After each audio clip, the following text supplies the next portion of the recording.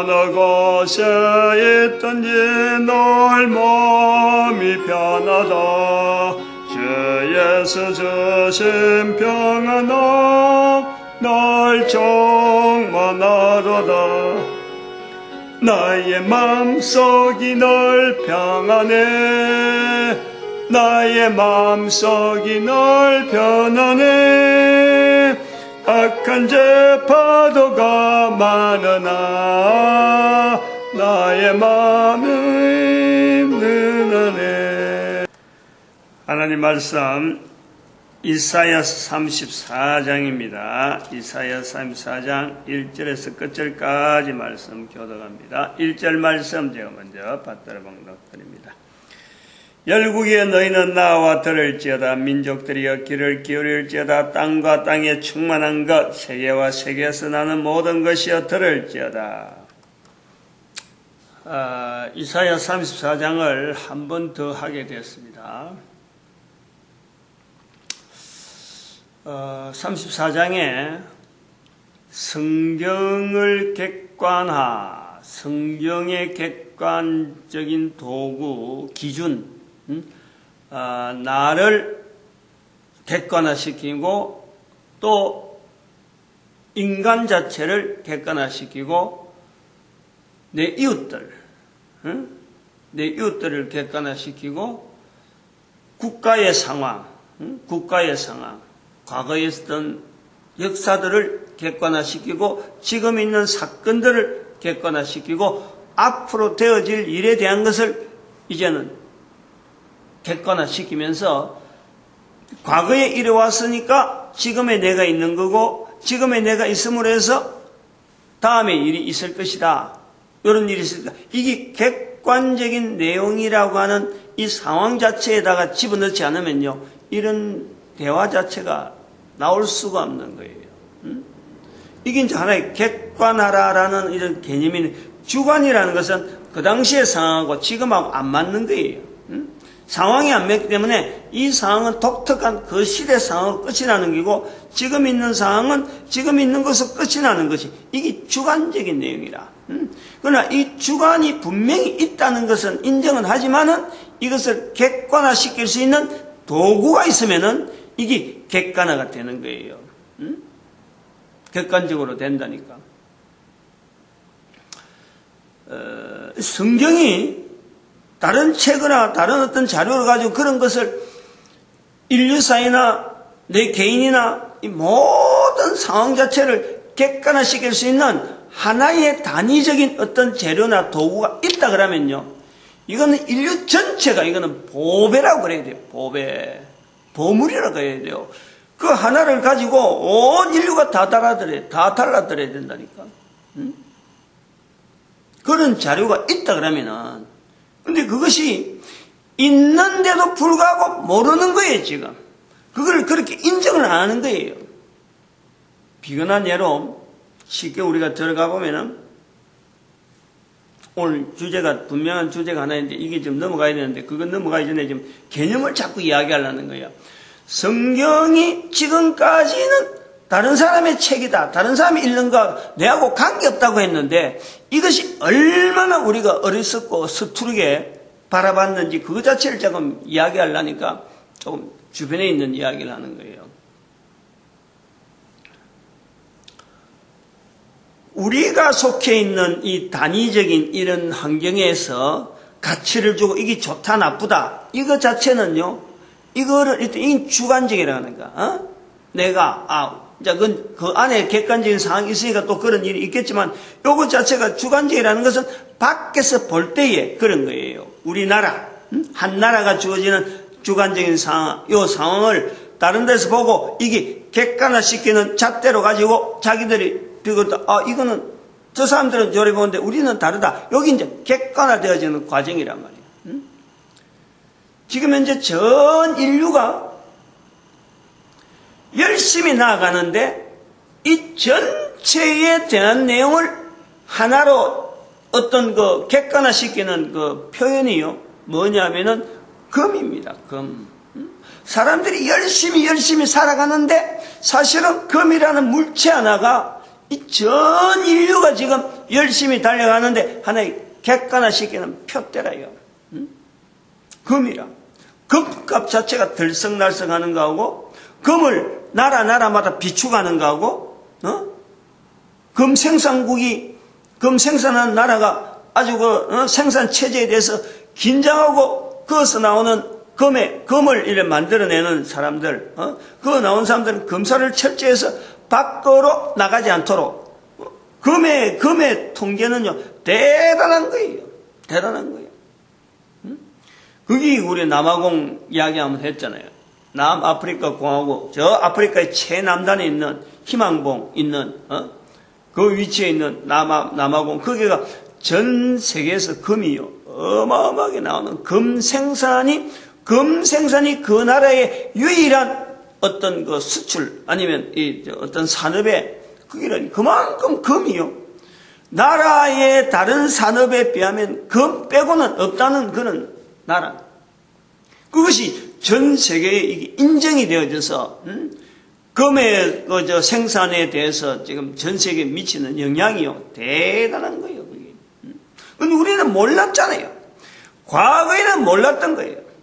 근데 알고 보면 금 때문에 우리가 이렇다. 그래서 금값이 들쑥날쑥하고 금값이 지금 계속 고공행진하는 지금 현재의 이 추세를 알아내는 것은 금의 수요가 많다라는 것은 금값이 높아진다는 건데 금이 높아진다는 것은요 우리 경제가 전 세계 경제가 지금 인플레이션 되고 있다는 이런 뜻이에요. 금값이 올라간다는 것은 온 인류가 경제하는 이 머리에 이런 데는 설마는 물가 유통이나 이 산업의 어떤 생산품을 가지고 유통시키는 이 내용이요. 이게 상당히 다양하게 지금 이 서로 간에 물물교환이 되고 또 이 거래가 되어지니까 실제로는 산업의 어떤 GNP가 얼마나 올라갔다, 경제 어떤 성장이 됐다, 이래가지고 우리가 뭔가 경제적으로 뭔가 나아진 것 같으나 전반적으로 보면은 수요로 하는 사람들이 차츰차츰 눈을 뜨고 자꾸 많아졌다는 거고, 그러므로 해서 많은 사람들이 이 유통, 소리면 돈을 많이 가지고 이게 활용이 된다는 거예요. 활용이. 그러면 이게 전 세계적으로요, 인플레이션. 미국이 지금 껄떡껄떡하는 이유가 지금 요것 때문에 그런 거예요. 상황이. 미국이 통제가 옛날에는 통제가 되던 수준이 있었는데 이제 통제가 안 된다는 미국 수준을 갖고는. 그래서 미국이 지금 번아웃 되려고 하고 10월 31일 날 미국이 국가 부도를 지금 당하는 날이다 하고 지금 긴장하고 막 정책적으로 막 이렇게 밀어보는데, 그건 어떤 표현이 어떨는지 모르지만 국가 부도라는 게 IMF라는 거 아니에요. IMF 기금을 쓴 미국한테 돈 줄 정도면은 IMF가 다 쏠릴 거 아니에요. 그쪽에 돈이 어마어마한 영향을 지금 우리는 보고 있는 거예요. 근데 그거 자체를 객관적으로 바라보면은 이게 금이라는 거예요. 금. 요런 인식을 요렇게 객관화시키는 요런 내용을 이야기를 할 때 알아들을 수 있는 사람이 있고 맹하게 하는 사람이 있는 거예요. 그러나 이런 것을 말 안 해도 이미 알고 지금 전반적으로 분석하고 추진하고 전체적으로 그런 것을 방향을 잡고 나가는 사람도 있는 거예요.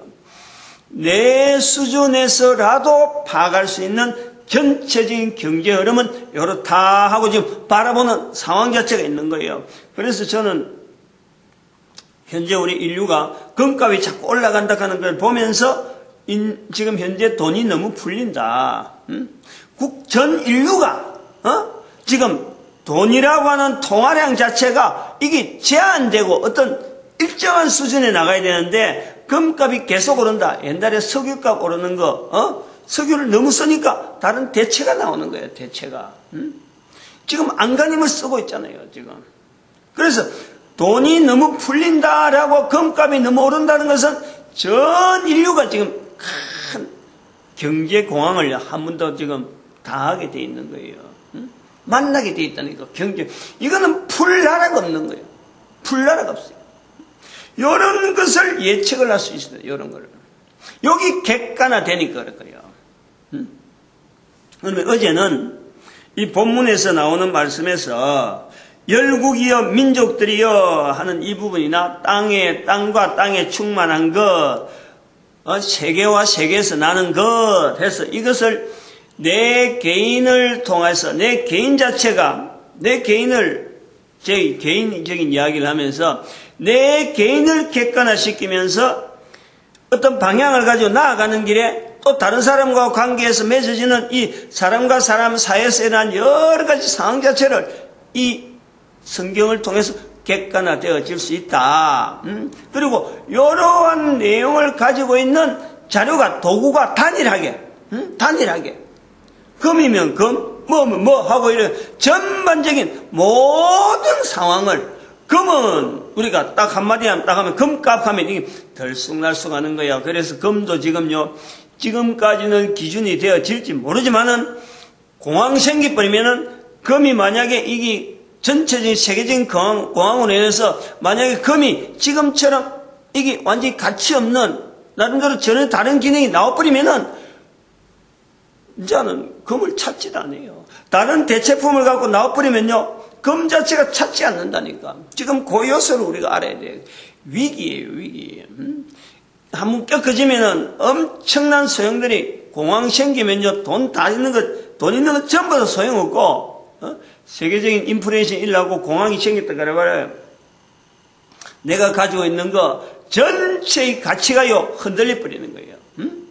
아무 소용이 없는 거, 의미가 없는 거예요. 지금까지 상대적으로 객관화되어진 자료를 가지고 이렇게 가치를 주니까 이 정도 그래도 평가를 하고 내가 이 정도 누리고 또 받으려고 하고 이랬지. 주고받을 수 있는 물물교환할 수 있는 돈이라 하는 화폐 자체가요, 이게 가치가 전혀 다른 어떤 가치로서 떨어져 버리면은 상황 자체가요, 이게 옛날에는 미국의 대공황, 이런 것도 한번 겪었지만은 그 노동자들, 실직자들, 직장 없이요, 돈이 나올 데가 없는 거예요. 그래서, 요거는 좀 다른 측면이니까 놔놓고, 요렇게 성경이라고 하는 하나의 구조를 가지고 다른 모든 상황, 세계와 세계에서 나는 모든 것에 대해서 우주 만물까지 전체를 다 이 객관화시킬 수 있는 이런 내용이 성경 외에 다른 게 있다 그러면은, 금을 향해서 달려들듯이 사람들이 옛날에 남아공도 옛날에 거기에 금에 대한 가치를 모르고 소금 가져오면 금을 바꿔주던 나라였대. 그만큼 금이 흠했다는 거 아니야. 소금 가져와서 금을 가져가는 사람, 금을 가져가는 사람은 금의 가치를 나름대로 인정을 해서 소금 갖다 주고 금을 얻어오는 거요. 바꿔오는 거예요. 근데 그 사람들이 이제 소금하고 금하고 차이가 나는 줄 아니까 그때서 비로소 소금과 우리 그래 안 한다. 이래 되는 거예요. 마찬가지 석유도 마찬가지죠. 석유. 이런 것이 객관화라는 거예요. 우리가 내 자신을 객관할 수 있고 모든 국가를 상황이 되어지는 것, 과거의 사건까지 지나간 사건까지 그리고 앞으로 되어질 것을 지금과 과거를 비춰서 앞으로 되어질 이 통로 자체를 객관화시키면요 앞에 되어질 일을 앞으로 되어질 일에 대한 분명한 예측이 나오고 내가 해야 될 지금의 내가 준비해야 되고 나아가야 될 걸음 이것이 분명하게 나오는 거예요. 이게 객관화하는 게 대단히 중요하다니까.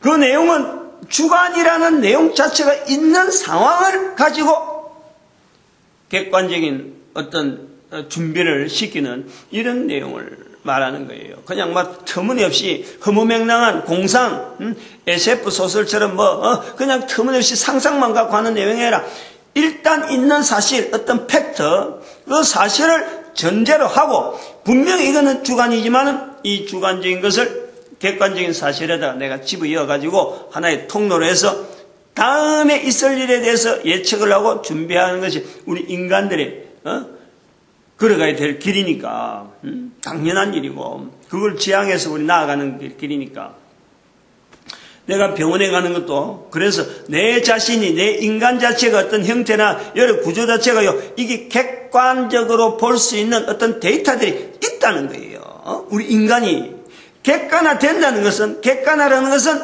수요 자체가요, 이미 광범위하게 널려 있다는 거예요.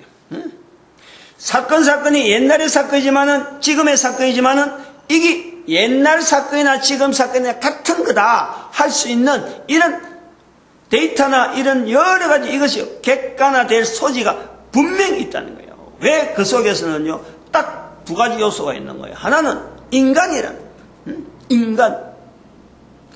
인간 때문에 국가가 경성되고 사회가 경성되고, 이 인간 자체를 일단은 객관화시켜나니까, 성경을 통해서 객관화시켜버리니까, 인간의 사회에서 나타나는 모든 일들은 과거에 있었던 사람이나 지금에 있었던 사람 자체가 변화가 없잖아요.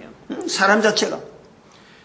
옛날에 태어난 사람이 태어나는 과정이나 생각하는 게나 이게 기본적으로 지금하고 다르다면 객관화되는 것이 안 되는 거예요. 이게 있을 수가 없는 거라. 그런데 사람이 똑같은 거예요. 텔레비전 통해서 그런 걸 많이 보는 거예요. 지금 누구든지 아는 거예요. 우리나라 어린애가 생각하고 말하고 하는 이 표정이나 지금 전 세계에서 지금 같은 또래에 사람들이 말하는 거, 세상 물정에 묻지 않는 사람들이 이렇게 말하는 데 보면 똑같아요. 단지 언어가 달라가지고 내용을 몰라서 그러는데 그걸 번역해서 밑에다가 토를 다루는 대화를 들어보면은 말할 때 표정이나 하는 행동이나 똑같아요.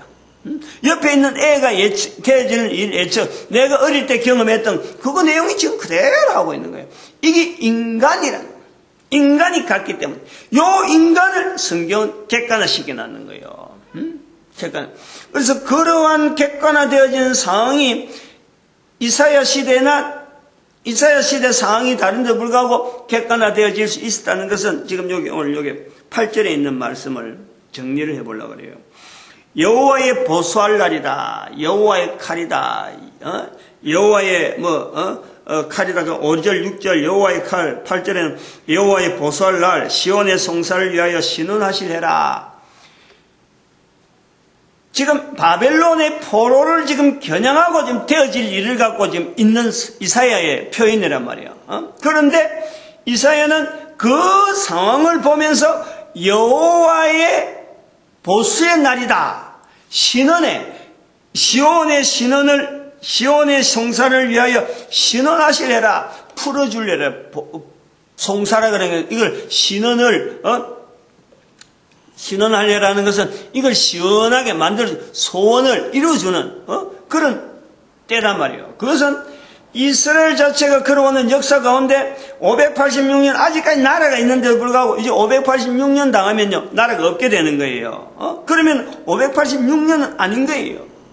바벨론 포로는 절대 신원하실 해가 아닌 거예요. 우리가 지금 이걸 객관적으로 좀 보는 거예요. 성경을 통해서.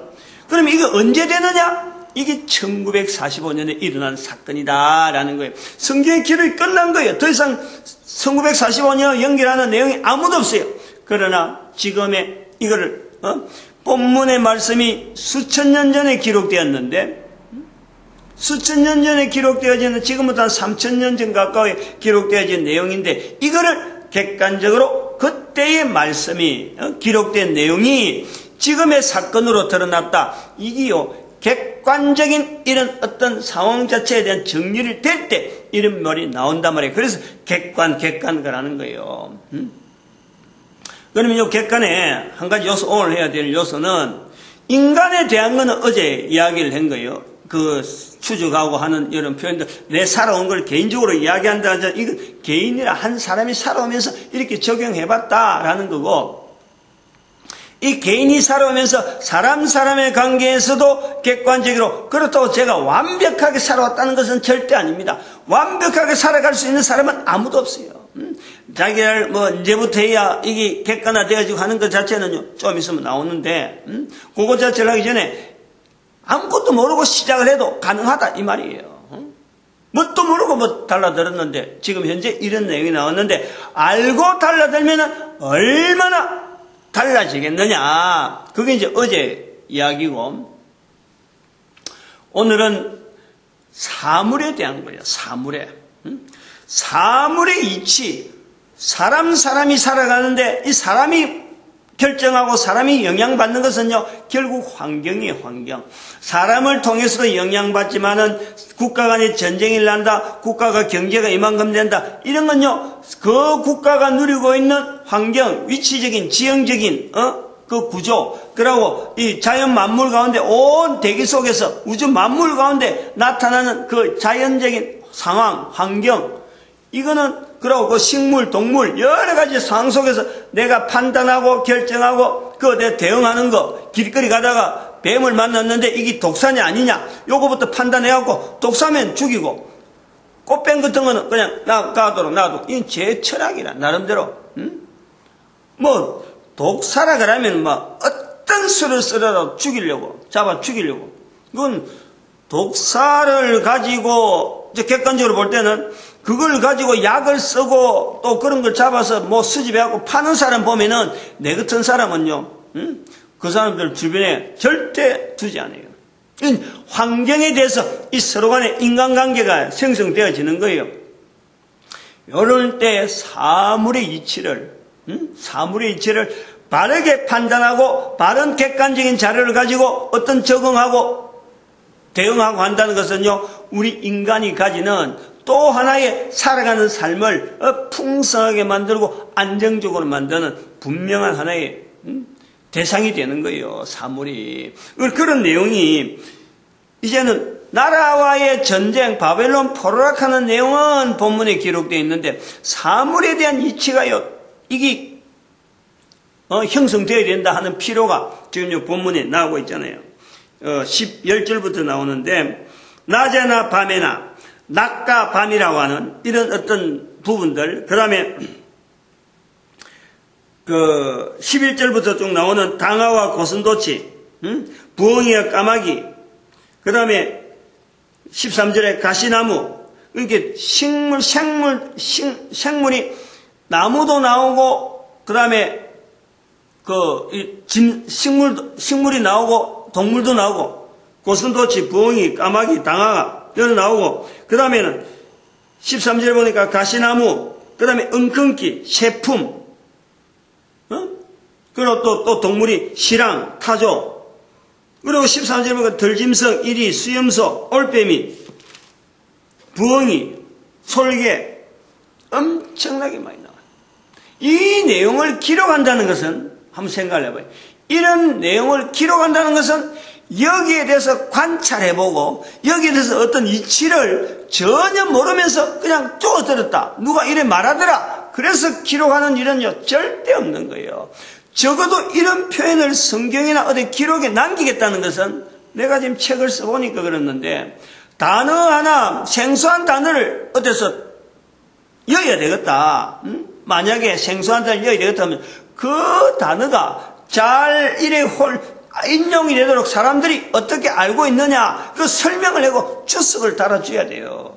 그래야 읽는 사람이 요런 말을 쓴 것에 대해서는 요런 근거가 있고 요런 뜻을 나름대로 가지고 있구나, 요걸 가지고 그 책을 읽어나가지, 전혀 생소한 단어를 써놔놓고 사람들이 알아듣지도 못할 말을 글로 남길 이유가 없는 거지.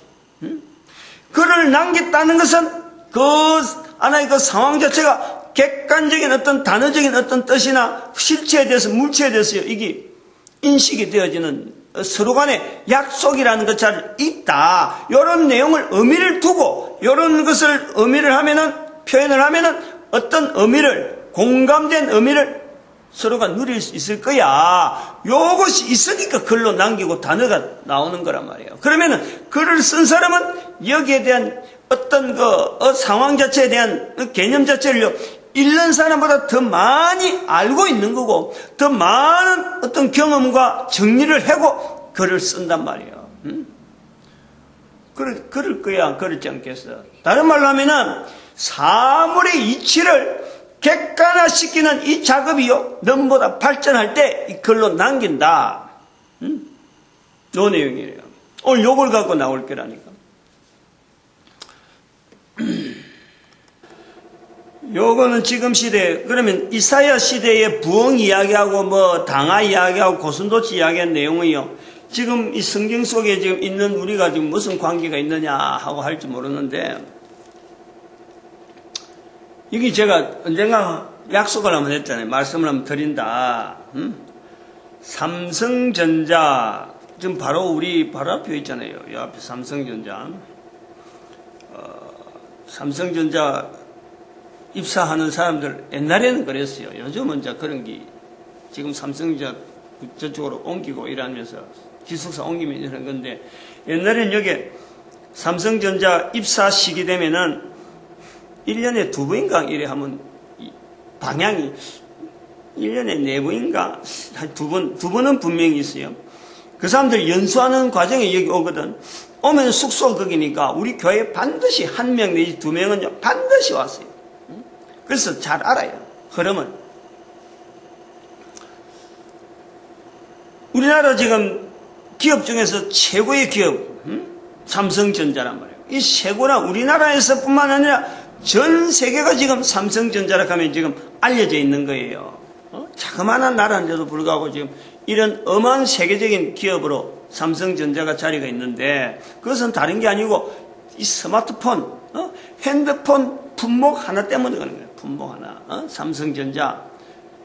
물론 그전에도 다른 어떤 그 핸드폰 나오기 전에 또 삼성전자 컴퓨터로 갖고도 이렇게 겨냥했지만, 이제 그게 스마트폰 시장으로 바뀌면서 미국에 있는 그 아이폰, 미국에 누구야, 그 잡스, 죽었지만은 그 사람하고 이 애플사하고 겨냥하면서 지금 소송도 일으키고 막 각 나라 각국마다 지금 이 제품 판매가하고 이걸 지적권이가 무슨 권리, 권리 그 싸움 때문에 항상 소송하고 말리고 있는데, 텔레비전에 지난번에 언젠가 하면 나오는 그 뉴스에서, 우리나라 뉴스에서 삼성고시라는 말이 있다. 그것이 뉴스에서 앵커가 직접 이야기하는 거예요. 그 삼성고시가 뭐냐니까, 삼성전자에서 사람을 뽑으려고 그러면은 거기에 사람이 몰려서 이력서를 내고 면접하고 다 하는데, 면접까지 다 통과되어지고 이력서 제출, 면접 다 했는데 마지막 단계에 이제는 면접 보고 이제 과정 끝내는 사람들 중에 그 중에 뽑아야 되니까 삼성고시 시험을 친다. 입사시험인데 그것이 얼마나 치열하냐 그러면은 몇백 명 모집하는데 몇만 명이 올 정도로 100대 1 정도 수준이, 100대 1 이상의 어떤 수준이 될 정도로 이게 경쟁이 심하다는 거예요. 그래서 책방에 가면은 그 삼성 그 입사시험 나오는 그 출제 경향에 대해서 나오는데, 그것을 워낙에 경쟁이 심하니까 삼성고시라 하고 불려진다라고 하길래, 내가 약속을 했잖아요. 내 공식 석상에서 삼성전자의 이런 추세로 나오는 것에 대해서 삼성전자 자체에 입사하는 것을 마치 무슨 큰 어떤 패스, 직장에 들어가는 시험인데, 거기에 들어가는 것 자체가 마치 무슨 고시처럼, 국가고시처럼 이걸 인정하는 자체가 지금 사태에 대해서 삼성전자 자체도 고민이 있는 거예요. 그렇게 안 해도 뽑아야 되는 이 사람인데, 필요해서 뽑는데, 시험을 치야만 되는 이 일은, 자기들이 고통이라, 고통. 필요한데, 그렇다고 해서, 그렇게 해서 그런 루트를 통해서 뽑아진 사람이, 과연 자기 회사의 업무를 수행할 만한 그런 어떤 내용이 될까? 이것이 고민인 거예요. 실제로 그런 거 없어도 삼성에서 원하는 거, 회사에서 원하는 건요, 시험 치고 면접하고 그런 거 없어요. 누가 한 사람 딱 앉혀놔면은, 누가 앉혀놨더라도 그 사람이 주어진 업무에 삼성이 원하는 어떤 분위기나 이런 걸 잘 파악을 해가지고 그냥 그 직장에서 문제 안 일으키고 계속해서 충실하게 일하는 그 사람이 필요한 거지. 그 고시 점수 높여가지고 공부 열심히 하고 다른 스펙이 많은 거, 이런 것을 원하는 게 아니라는 거예요. 그걸 아는 거예요. 나는 그 직장생활 했고, 현대에서 내가 직장생활 했기 때문에, 현대에서 그때 내가 다닐 때는 현대 외에는 다른 데가, 우리나라도 전 세계 그 당시에는 중동 때문에 지금은 스마트폰이나 삼성이지만 그 당시 중동 때문에 오일 이 문제가 우리나라 굉장히 필요한 시기 때문에 현대가 그 당시 주도적으로 했다. 그래는 있었기 때문에 삼성을 객관적으로 보는 이 시각이 있다니까. 내가 늘 직장에서 하면서 삼성은 어떤 스타일이고 현대는 어떤 스타일이야 하고 그런 스타일 자체가 내가 내 스타일하고 맞아. 나는 삼성과는 잘 안 맞아. 라는 그런 내 스스로 생각이 있는 거예요. 군대하고도 비슷하잖아요. 군대. 가야 될 군대에 있는데 육군, 공군, 해군, 해병대가 있단 말이에요. 다른 사람들은 해병대를 잘 생각을 안 하지. 그냥 육군만 하고 공군 이렇게 되지. 해군은 바다니까 이렇게 또 특이한데 해병대를 잘 몰라. 근데 나는 살아오면서 해병대가 바로 우리 집 앞에 있었어요. 해병대 훈련소가 바로 집 앞에 있었다니까. 아침밥 먹고 들어간 거지 나는. 그래 해병대 들어간 거예요. 아무튼 이 삼성이라는 것도 그때 약했고 삼성의 그 구조를 취업하는 이런 구조 어떤 유도들 통한 다한다 이런 걸 잘 알고 자라왔기 때문에 삼성고시가 나온다는 말 듣고 저는 이거는 큰 위기다. 이거는 이래가지고는 이렇게 어렵게 구해가지고 그 직장에 들어가려면은 사람 자체도 들어가는 사람도 이거는 굉장히 피곤한 거다. 직장이라는 건요 들어가면 상이 또 틀려요. 얼마나 견딜지 그거는요 가혹하다 생각할 수도 있고 이거는 생각보다 너무 좀 편하다. 너무 할 거 없다. 안일하다. 현대에서 볼 때 삼성은요 그 당시엔 그랬어요. 그거는 내하고 안 맞아. 내가 할 일이 없을 것 같아. 만날 책상에 앉아서 머리 굴리고 서류로만 쓰는 이런 일의 훈련이 굉장히 발달되어 있는 업체인데 안 맞다라고 하는 이런 생각이 있는데 거기에서 어렵게 시험 치고 들어간 그 사람이 과연 그 시험 하나 보고 여러 가지 스펙 쌓느라고 시간 보낸 거 자기의 체질, 인체 이 여러 가지 조건들 이런 걸 전부 다 무시해버리고 실제로 거기에다 맞춰가 들어가면요 직장생활 자체를 못 견뎌요. 거기는 어떤 건강한 육체, 어떤 건전한 사고방식, 객관적인 사고방식이요 직장에서 제일 요구되어진다니까. 가장 요구되는 자기 자신에 대한 객관화되어진 사실을 가지고 그 주어지는 상황이나 다른 사건들 여러 가지 내용들을요 이게 어떻게 수용할 것이냐 자기가 판단하면서 적응하면서 한 걸음 한 걸음 나가지 이게 완전하게 된 게 아니란 말이야. 시험 치고 문제집 맞췄다고 해서 그 직장생활 절대 잘할 수 없어요. 이걸 알아야 되는 거예요. 이걸 젊은 사람이나 삼성전자 자체도 이걸 알아야 된다. 내가 그래서 삼성고시란 말이 나왔다는 것을 내가 듣고 내 나름대로의 삼성전자나 이 회사에 관계된 사람들이 이게 우리나라를 위해서라도 시험 제도를 바꿔야 된다. 그러면서 이 취업에 희망하는 사람들에게 공평하고 공정한 공부를 그렇게 안 해도 들어가서 해야 될 공부가 얼마나 많이 있는데 들어가 봐요. 회사 들어가 봐요. 알고 있던 내용이 완전히 그야말로 초기에는 아무 필요도 없는 그런 어떤 상황이 내가 만난다니까.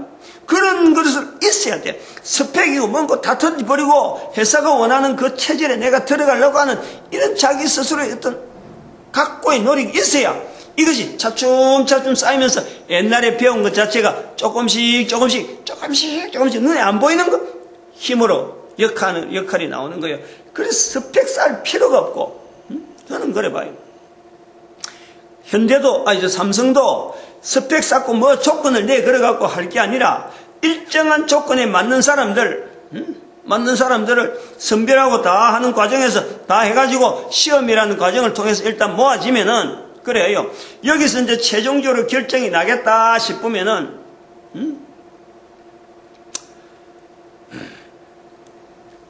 자기들 나름대로 수준을 가지고 이제 이건 최종이다. 그러면은 시험을 치지 말고 이런 생각을 해봤어요. 이제 제비뽑기를 하는데 필요한 수만큼의 이제 공을 원형으로 만들어서 그 안에다가요, 원형으로 만들어 그 안에다가 구멍을 딱 내가지고 이렇게 쉽게 손으로 풀 수 있는 구멍을 하나 만들고 거기다가 나사를 딱 해갖고 조인을 해놨는 거예요. 그리고 번호 공이니까 그 사람들이 돈 많은 회사니까 뭐 하여튼 방법은 여러 가지인데 공 자체를 번호와 더불어서 번호, 자기 수험 번호, 공 번호 딱 해갖고 이 공 번호가 다 틀리는 번호를 해갖고 딱딱 가지는 그 사람들을 딱 체크해가지고 그거는 뭐 아이덴티티가 나와야 되는 그런 상황이라. 그러면 공을 가지고 있으면 그 공 안에 합격 안 하다 이 판정이 딱 나오는 거예요. 그거 열어보면은 합격이다, 불합격이다, 취업이다, 취업 아니다. 왜냐하면 그 전에 수준이 다 똑같았으니까. 비슷하니까 뭐 삼성이 올 정도면 면접하고 여러 가지 과정을 통해서요. 여러 가지 과정을 통해 다 끝나버렸어요, 이미. 그런데도 사람을 추리지 못하는 것은 어느 정도 레벨 나눠놓고 사람들을 다 모아놓고 광장 같은 데 이런 데 모아놓으면 돼요. 그래서 한 사람 한 사람씩 공 가져가라. 그리고 그것을 뜯는 거예요. 자기가 뜯는 거예요. 번호에 따라서 뜯는 거예요. 그러면 거기 합격된 사람은 자기 종이를 적는 거예요. 그 공번호, 그 번호, 적어가지고는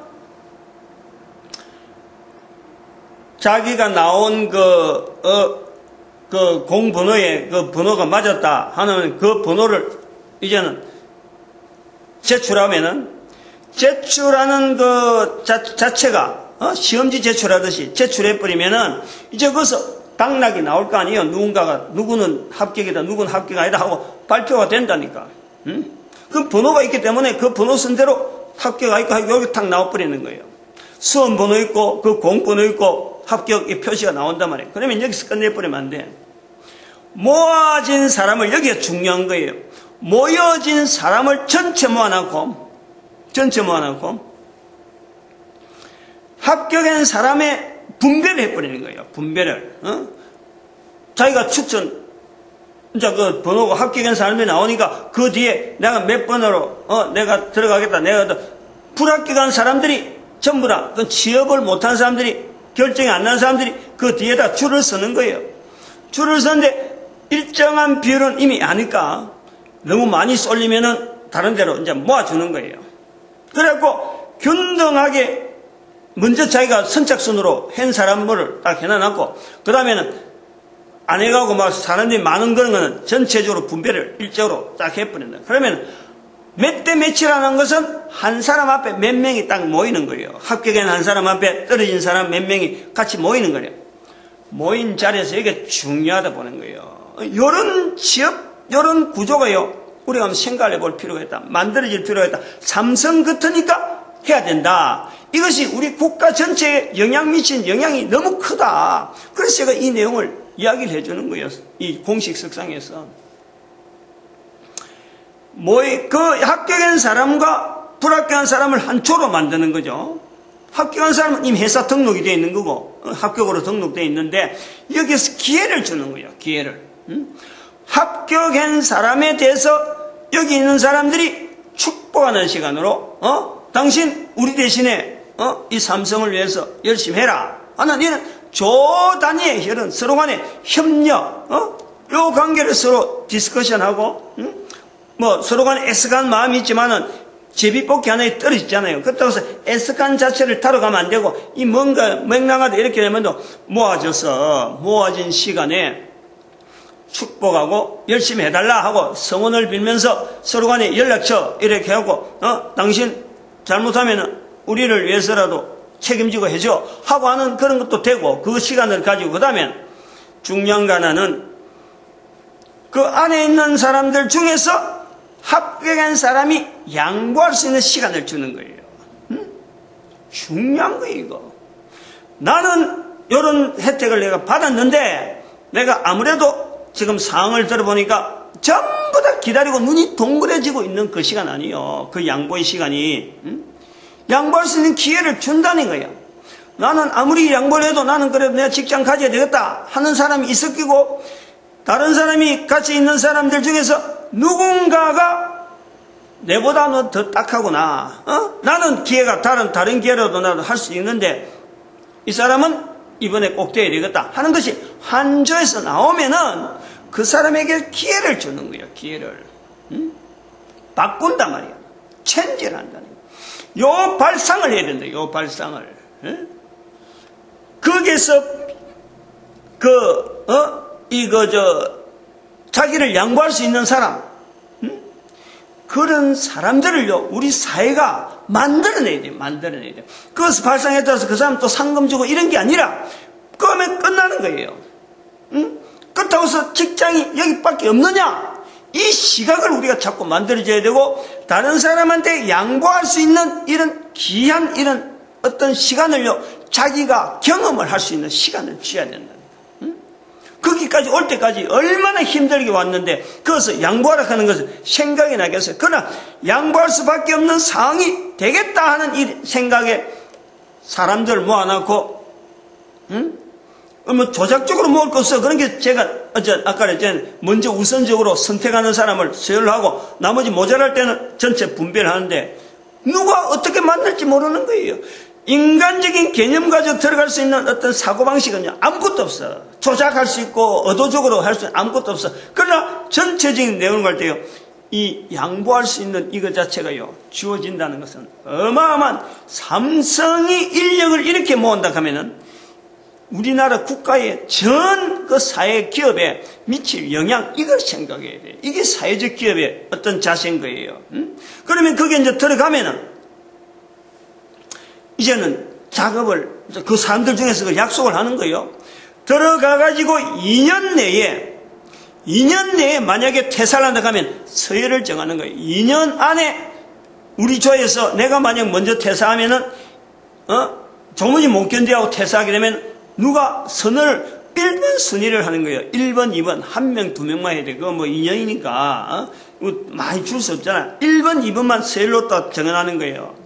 그러면 일을 하다 보면요, 부득이 나가야 될 수가 있는 거예요. 그러면 삼성 쪽에서 또 그 보충하느라고 막 찾고 하는 것보다는 바로 그 사람들, 딱 1번, 2번 추천한 사람들 딱 해서 연락해서 바로 들어버리면 일이, 인력 수급이 이게 굉장히 원활하고, 그리고 역량 자체가 우리 국가 전체가 앞으로 산업 위주로 산업 쪽으로 나가는데, 이 인사관계에서 결국에는 그 회사하고 관계는 예사심, 그 다음 충성도, 이런 것 자체가 나중에 뭐 회사에서 얼마나 그래서 공부를 많이 시고 그 투입 많이 하는지 몰라요. 그것 자체가 입사할 때 형성이 돼가지고, 그것을 같이 한 조가 됐던 사람들이 결국에는 계속해서 지켜보는 거예요. 아, 그 사람이 입사하고 잘 되고 있느냐 못 되고 있느냐 관심을 가지고 회사의 이 전체를 국민들 전체가요 응원하는 구조라니까. 이게 경쟁해갖고 시험치가 떨어뜨려 버리면은 이런 반대적인 것으로, 반대적인 상황을 한번 보자고. 국가가요 대학 들어간다고 시험치고, 직장 시험 준비 안 하고 시험치고, 삼성고시 또 이런 큰 대기업에 들어간들 그 사람 자체가 사물의 이치 이런 것처럼 이게 어떤 그 전체를 볼 때 안정된 어떤 인격체, 요 자체에 대한 만들어진 사람을 구한다는 게 이게 얼마나 힘들어요. 여기에 대해서 이 객관화시키는 이런 내용들의 작업에 개인 자체를 꼭꼭 확인해야 될 부분이 뭐냐면은 바로 지정이신이라는 이 구조, 사물의 이치라든지 성경을 통해서 사람과의 관계에서 자기를 객관화시키는데 내한테 도구가 있다. 소위 말하면 우리 인격체에 면역체가 있다. 인격의 면역체질, 면역 구조, 체계도, 이게 지정이신이라는 이 분야가 있다는 거예요. 이거를 어릴 때부터 신분야를 훈련시키고, 뱃속에서 어릴 때 신분야, 그 다음에는 어분야, 아동기 때 어분야, 그 다음에 사춘기 때 정분야, 청소년기가 지나서 이제는 청년기에서 지분야에 대한 이 활용을, 이 구조를요 사회가 지향하는 그러한 인격체를 만든다면은 회사나 이런 데서요 이 모든 부분에서 시험 안 치고 시험 칠 필요가 없는 거예요. 몇 명 이래 오면은 이 사람들이 나중에는 참 좀 떨어질 게라. 그런 식이면은 좀 시시하다 해서 떨어질 게라. 그러면 꼭 와야 될 사람이 오는 거요. 꼭 와야 될 사람. 몇 명 안 되는 이렇게 치열한 경쟁을 안 해야 되는 그런 사람이 필요한 거예요, 사실은. 꼭 와야 될 사람들이 한 명이라도 있으면은 100명 구하는데 한 명이 오면 그 한 명은 반드시 채용해야 되는 거예요. 그런 어떤 경쟁률을 떨어뜨리면서 알맹이 있는 사람들 모으고 사회 전체의 어떤 취업 분위기를, 국가 수준을 자체를 아합을 시키고 청년들의 어떤 생각, 사고방식, 이 기회와 능력 자체가 다양하다 하는 것을 인정해 주면서요. 우리가 이 취업 이런 구조를 만든다는 거, 이것 자체에 대해서 내 자신에 대해서 그런 걸 우리가 청량할 때 지정이신이라는 우리 사회 구조를요, 지향을 해야 되는 거예요. 이 구조를. 그런 것이 어디서 나오느냐? 성경이라고 하는 이 잣대를 통해서 이게 형성이 되어지는 거예요. 제가 지정의신을, 지금 이렇게 표현하지만은, 그거 연구해가지고, 특별한 책을 보고 한 게 아니라, 인생 60을 쭉 살아오면서 하나의 성경을 토대로 한 우리 인격에 대한 이 자체를 객관화 시키니까 표현이 나오는 게 지정이신이라는 면역체가 있다. 이 내용을 이야기하는 그런 것이 되어지니까 아까 같은 이런 삼성에 대한 이런 제도도요. 그냥 단순히 딱 한마디 듣고는 생각 조금 해보니까 한 30분도 안 걸려서 그냥 서성거리면서 어떻게 하면 좋을까? 요 방법 저 방법 하다 보니까 30분도 안 걸렸어요. 이런 제도를 만드는데 시험제도 이걸 갖고 응용을 당사들이 어떻게 응용할지 모르지만요. 분명히 효과는 대단히 있을 거라고. 시간이 또 많이 가서 여기서 끝입니다. 인간에 대한 어떤 객관화, 그리고 인간 국가 이런 거, 그리고 사물, 온 우주 만물에 대한 객관화, 이게 이사야서 34장에서 성경을 통한 어떤 객관화의 도구, 이런 시각으로 우리가 보자. 그래서 지금 접근하는 내용이라요. 결국에는 인간 자체가 우리가 나타내야 될 것은 입에서 예수 그리스도를 시인하는 것에서요. 이 지정이신이 아주 중요하고, 그러고 이러한 어떤 구조에 제일 요구하는 내 자신이 과연 객관화되어 있느냐, 이것을 내가 확인하는 것이 바로 입에서 나오는 거예요. 한마디 나오면 귀에서 두 귀로 듣는단 말이에요. 전도자, 우리를 전도자로 삼아주시는 하나님의 섭리에 감사하고, 모든 교회는 전도하는데 하나로 뭉쳐야 되고, 그리고 우리 민족이 온 세계 인류 가운데 전도하는 국민으로서 쓰임받기를 축복하는 시간 주여 감사합니다. 주여!